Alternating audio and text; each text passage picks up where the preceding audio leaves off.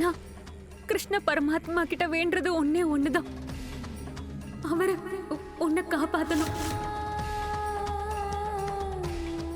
உன்னோட அப்பாவை ராதா கிட்ட இருந்து தள்ளி வைக்கணும்.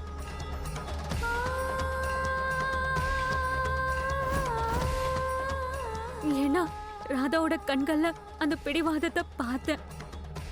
அவ உன்னோட அப்பாவை தனக்கு சொந்தமாக்கிக்கணுங்கிறதுக்காக எந்த எல்லைக்கு வேணாலும் போவா.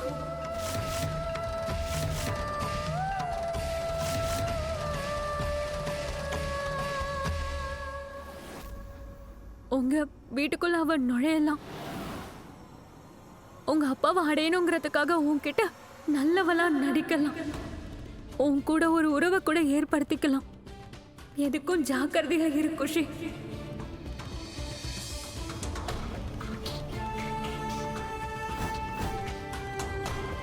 ராதாவை விட்டு தள்ளியே இரு. உன்னோட அம்மா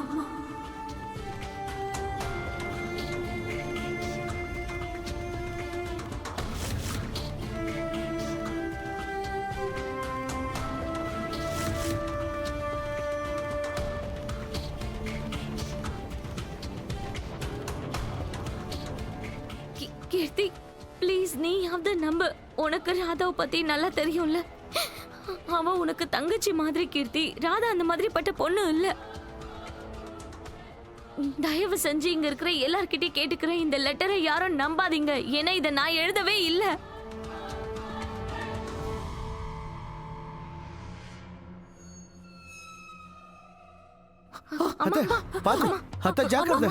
அம்மா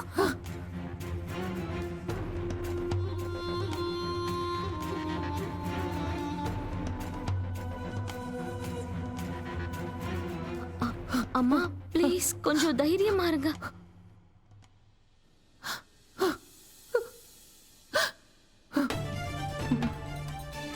குஷிக்கு எதுவும் ஆக நான் விடவே மாட்டேன். நான் இருக்கிற வரைக்கும் எதுவும் ஆகாது. நிச்சயமா யாரோ ராதாவை திட்டம் போட்டு தான் இப்படி மாட்டி விட்டுருக்காங்க. இல்ல எல்லாரும் பாத்தீங்கல்ல, நாம ராதாவை என்ன நினைச்சிட்டு இருந்தோம், ஆனா கடைசியில் அவ என்ன பண்ணிருக்கான்னு.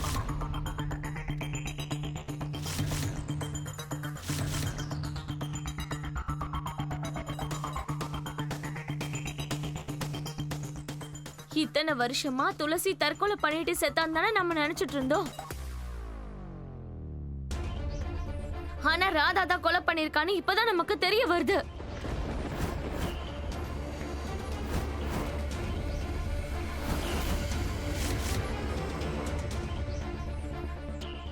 வாய மூடு தாமினி.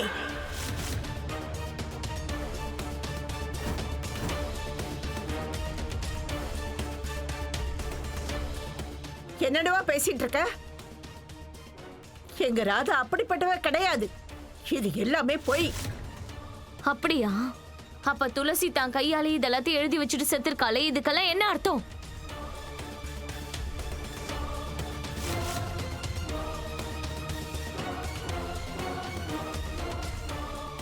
உங்க பேத்தி ஒரு கொலைக்காரி.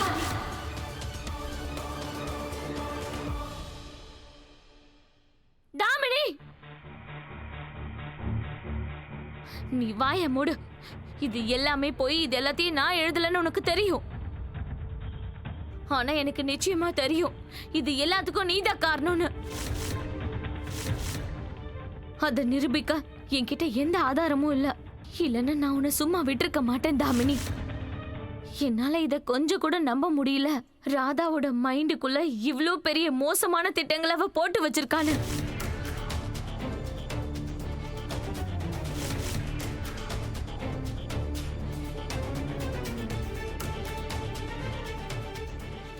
மோகன் அடையிறதுக்காக பாவம் துளசிய போய் அவ கொலை பண்ணிருக்கா.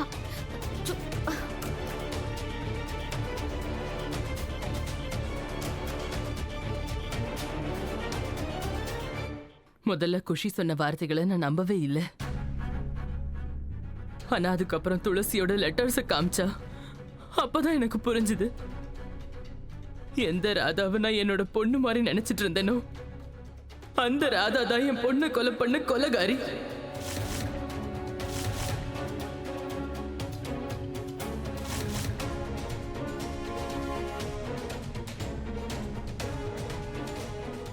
எத்தனை வருஷமா அந்த லெட்டர்ஸ் எங்க வீட்ல இருந்திருக்குன்னு தெரியல.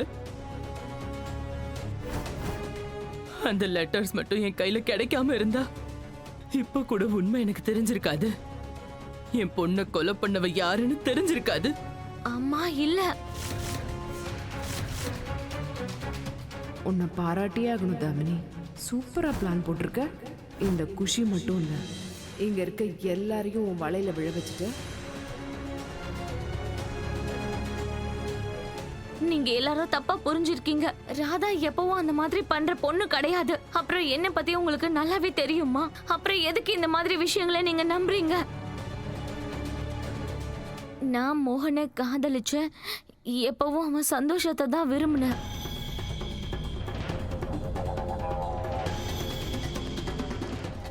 ஆனா இந்த ராதா மோகனை அடையிறதுக்காக துளசிய போய்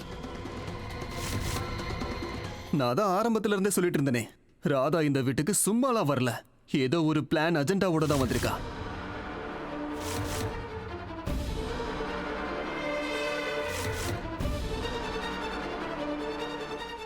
ஆனா என் வார்த்தையை யாருமே நம்பல. இப்பதான் அவ சுயரூபம் தெரிஞ்சிருச்சுல்ல.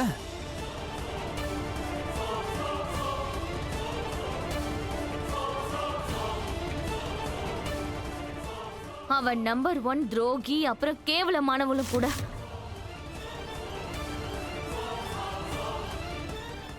எல்லாத்துக்கும் மேல இப்ப அவ கொலைகாரின்னு தெரிஞ்சிருச்சு.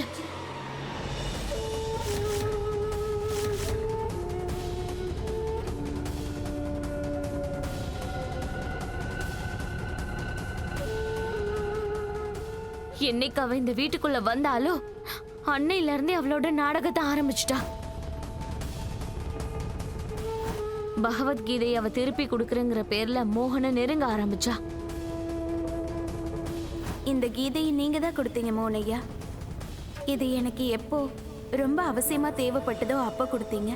எனக்கு முழு நம்பிக்கை இருக்கு, இந்த கீதையில தான் உங்களுக்கு குஷிக்கும் உங்களுக்கும் நடுவுல இருக்க விரிசலை சரி பண்ண வழி கிடைக்கும்.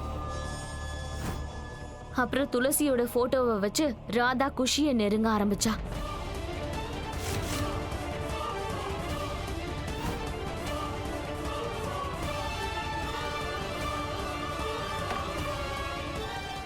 இப்ப நீங்க அழகா இருக்கீங்க துளசி அக்கா. அப்பாவி மாதிரி நடிச்சு கொஞ்சம் கொஞ்சமா இந்த வீட்டையே அவ கைக்குள்ள வச்சுக்கிட்டா. இந்த குடும்பத்தோட மருமகங்கிற முறையில இந்த சாவி கொத்துல உனக்கு தான் உரிமை இருக்கு.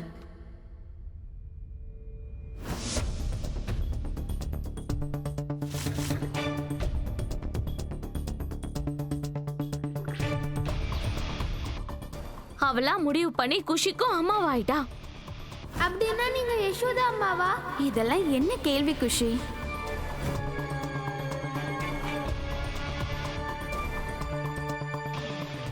அப்புறம் குஷிய பயன்படுத்தி மோகனையும் தன் வலைக்குள்ள விழ வச்சிட்டா.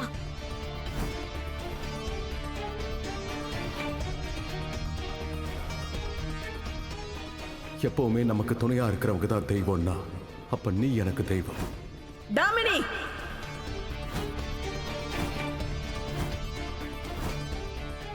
அம்மா இவ பேச்செல்லாம் நீங்க நம்பாதீங்க. தாமினி எப்படிப்பட்டவன் உங்களுக்கு தெரியும்.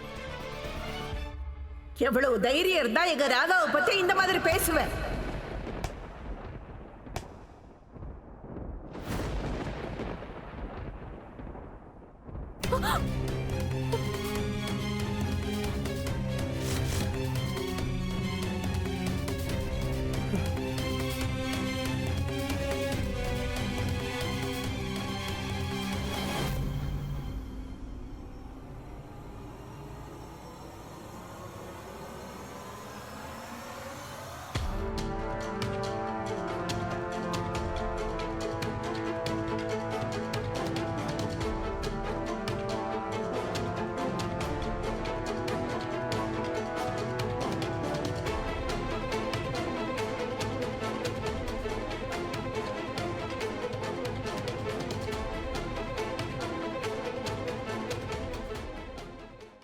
தாமினி மேல கை ஓங்கறதுக்கு உங்களுக்கு எந்த உரிமையும் கிடையாதுமா.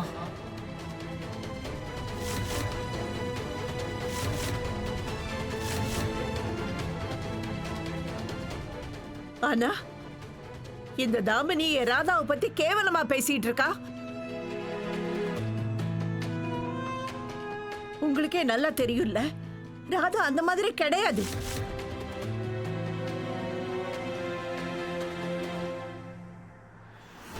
எது பொய் எது உண்மைன்னு இன்னும் கொஞ்ச நேரத்துல எல்லாருக்கும் தெரிஞ்சிரும்.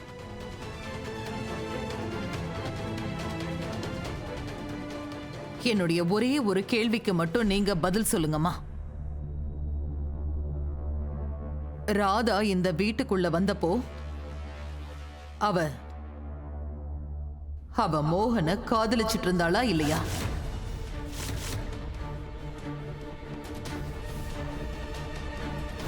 என்ன என்ன பேசுறீங்க நீங்க?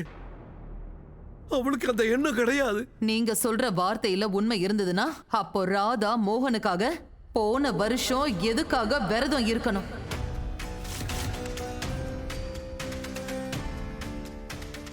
இந்த விரதத்தை ஒரு பொண்ணு அவ புருஷனுக்காகத்தான் இருப்பா, இல்ல வருங்கால புருஷனுக்காக இருப்பா. நீ அங்க யார்கிட்டயும் சொல்லிடாத மோகனுக்காகத்தான் இந்த விரதம் இருக்குன்னு.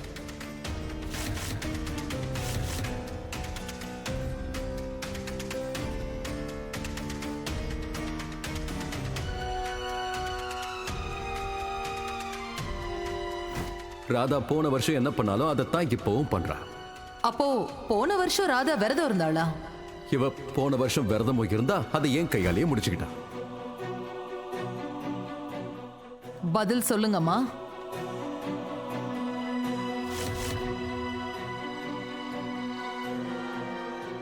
மோகன ராதா காதலிக்கலன்னா எதுக்காக போன வருஷமே அவ விரதம் இருந்து பூஜை நடத்தணும்?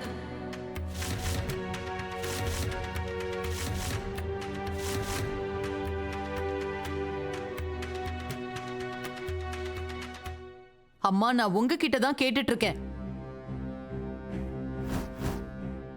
ராதா இந்த வீட்டுக்குள்ள வந்தாளே, அப்ப அவ மோகனை காதலிச்சிட்டு இருந்தாளா இல்லையா?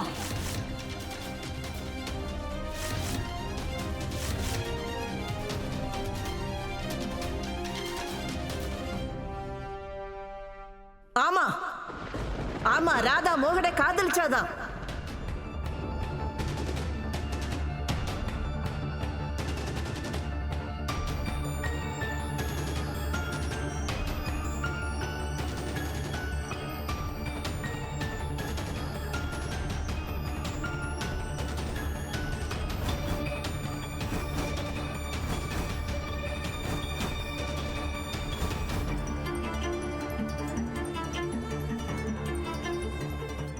அவ என்னைக்கு இந்த வீட்டுக்கு வந்தாளோ அப்பவே மோகனை காதலிச்சுக்கிட்டு தான் இருந்தா.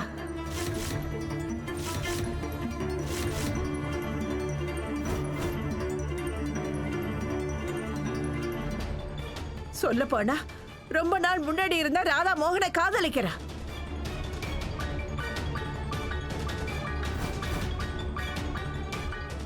எங்க ராதா சின்ன வயசுல இருந்தே மோகனை காதலிக்கிறா.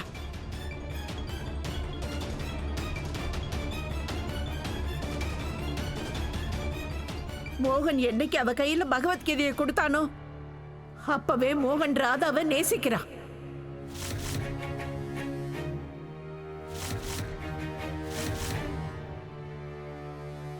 வெறும் காதல் மட்டும் இல்ல, ராதா மோகனை தெய்வமா நினைச்சுக்கிட்டு இருந்தா.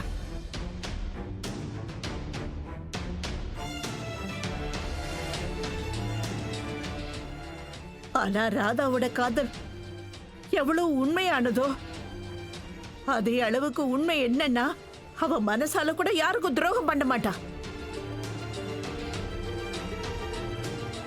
ராதா என்னைக்குமே தப்பான காரியத்தை பண்ண மாட்டா. அதனால இந்த விஷயத்தை நீங்க புரிஞ்சுக்கங்க. ராதா எப்பவும் தப்பே பண்ண மாட்டா. போதும், நிறுத்துங்கம்மா. இதுக்கு மேல பேசாதீங்க. மேலும் மேலும் பொய் சொல்லி உங்களை அசிங்கப்படுத்திக்காதீங்க.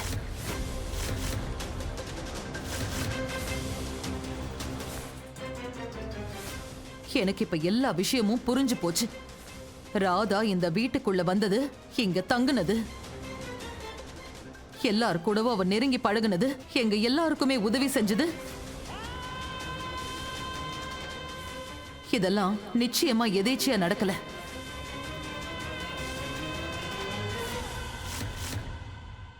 ரொம்ப நாளா யோசிச்சு அவ போட்ட திட்டம் தான் இதெல்லாம்.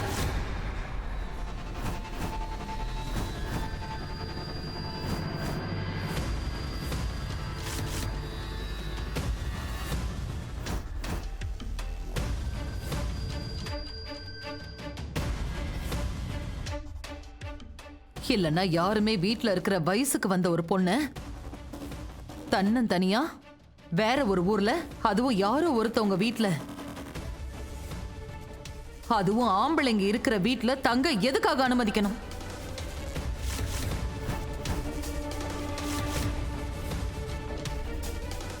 இதுக்கு மேல உங்க ஆட்டமும் உங்க பேத்தி ராதாவோட ஆட்டமும் மொத்தமா முடிஞ்சது.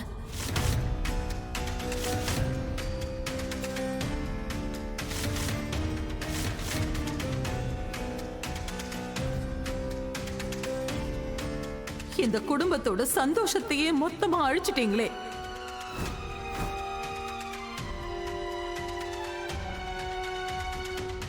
என் மருமக துளசி என்கிட்ட இருந்து பறிச்சிட்டீங்க. நாங்க தாமினியே வீட்டை விட்டு வெளியில அனுப்புறதா இருந்தோம். இன்னைக்கு மட்டும் இந்த லெட்டர்ஸ் எல்லாம் கிடைச்சு நடந்த உண்மை என்னன்னு நாங்க தெரிஞ்சுக்காம இருந்திருந்தா, உங்க பேத்தி நிரந்தரமா எங்க வீட்டுல உட்காந்துக்கிட்டு இந்த வீட்டுல இன்னும் யாரெல்லாம் உயிரை எடுக்க காத்துக்கிட்டு இருந்தாளோ.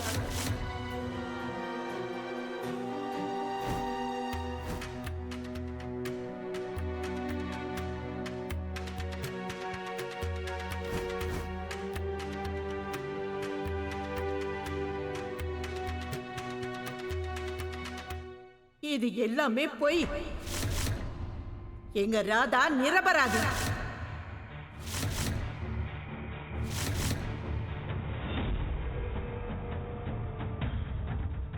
நிச்சயம் அவ இப்படி பண்ண மாட்டா.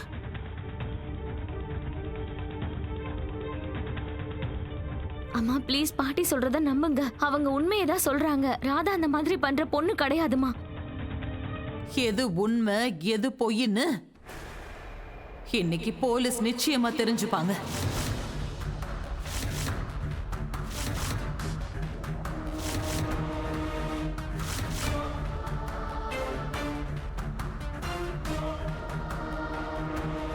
நீங்க தயவு செஞ்சு இந்த வீட்ல இருந்து வெளியில போயிடுங்க.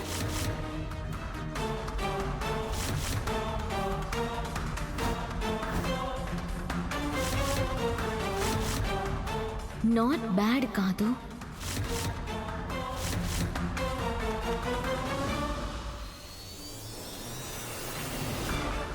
காதம்பரி அம்மா, நீங்க பெரிய தப்பு பண்றீங்க. அம்மா நீங்க தப்பு பண்றீங்க. அவங்க கிட்ட அந்த மாதிரி பேசாதீங்க.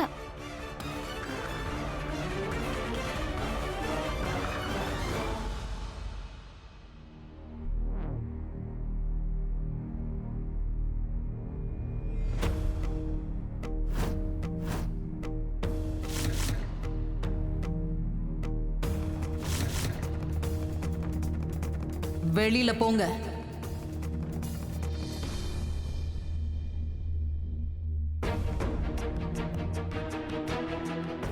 அம்மா என்ன என்ன பண்ணிட்டு இருக்கீங்க?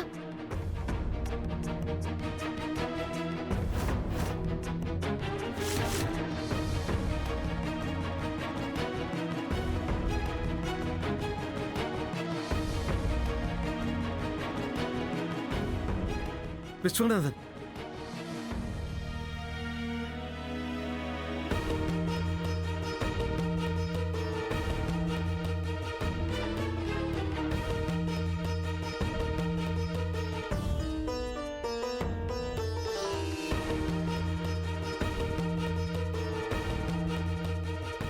அம்மா ராகுல், என்ன பண்ணிட்டு இருக்க நீ?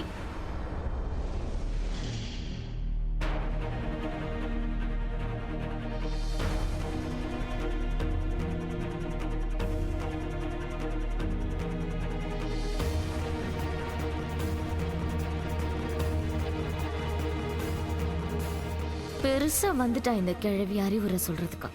இப்ப வெளியே போய் நிக்கிறல்ல. இது நாள் வரைக்கும் எங்களுக்கு பெரிய அநியாயம் நடந்திருக்கு. உங்க பொண்ணு ராதா தான் எங்களோட சந்தோஷமான குடும்பத்தையே செதைச்சிருக்கா.